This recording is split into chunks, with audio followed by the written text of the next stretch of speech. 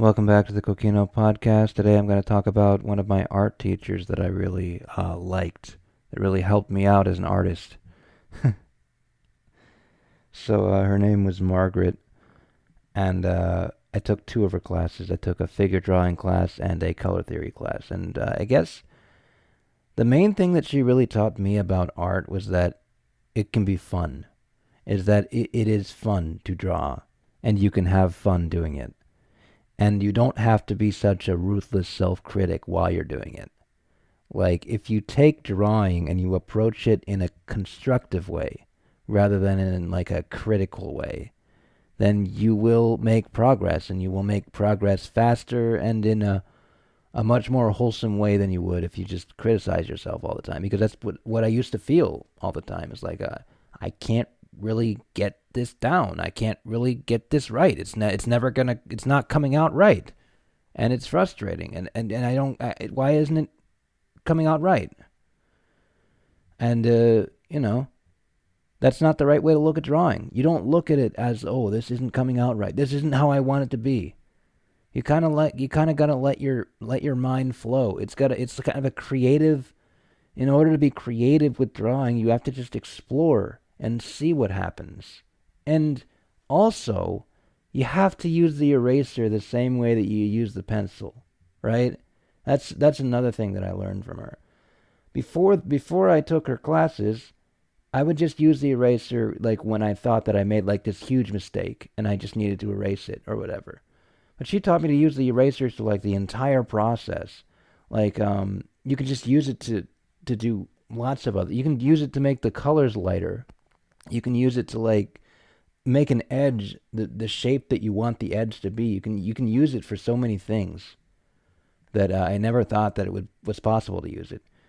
She also taught me how to think about a drawing from the center and not from the outline. Because this is the way I think a lot of people draw, not just me, but pretty much everybody, is that whenever you try to draw from life, or whenever I tried to draw from life, I would like look at something, and then I'd try to draw the outline of the shape.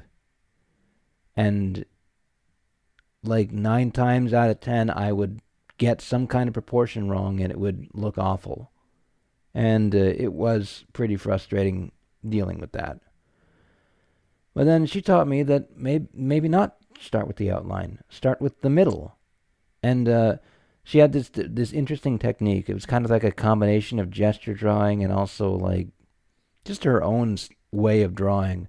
You kind of scribble. You don't do any outlining. You just start with a scribble in the middle of the drawing, and you just make your way through the drawing while spending at least 70% of the time looking at the thing that you're drawing rather than looking at your paper. And you just scribble. And you just try and get an understanding of the shape. It's more like you're sculpting something than you're drawing. And if you wanted to do a good outline for it, you could draw the outline afterwards, or you could get some tracing paper and trace an outline of the thing that you drew. But this was like, it's like an approximation thing, and it really gives you a sense of the three-dimensionality of an object. She also taught me to like, with figure drawing, to like, you got to think about the most important parts, the parts that actually hold the figure together, the bones, right? The bones are the things that hold. If you took the bones out of a human body, the human body would turn into a blob, right? A blob of like flesh and blood and muscles and whatever, intestines and stuff. That's what it would look like. It's the bones that make the whole thing work. So you got to think inward, starting with that, and then build outward. And then like the muscles are like the next important part. You got to understand what they're shaped like and all that. It's just great. And like she taught me, like when you're drawing, you're not necessarily outlining something. Once again, you're not drawing an outline around something. You're communicating with a line.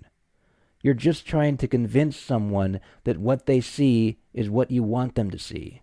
And so it's just like I learned a lot of things that like I don't even know if she directly taught me them, but I just learned a lot of stuff. She also had this really cool quote, this interesting saying. I don't know if she came up with it or if it was from somewhere else, some other artist. But it's if you're frustrated about something, that's a good thing because that means that you're learning. And that's always stuck with me. Like if you're frustrated with like the process, that means that something's going on in your brain, that you're gonna remember it and you're gonna learn something from it, and it makes you look at the process a little bit more easy. So I also took so that was like mainly a lot of stuff that I learned in the figure drawing class. Learned how to be a lot more loose and a lot more, analytical, I guess. I don't know. But she also taught an a color theory class. And in that class, I learned how to use colors correctly. And basically what I learned is that you just got to kind of have fun. You got to have fun with the colors and experiment and see what happens. And there's so many, she taught me how many different colors there were and how many different combinations of colors there were. And just a lot of interesting stuff, man. One of the things that I really remember is that if you want a color to come forward in an image, like if you want it to really pop, you want to use the most contrasted version of that color, like the brightest version.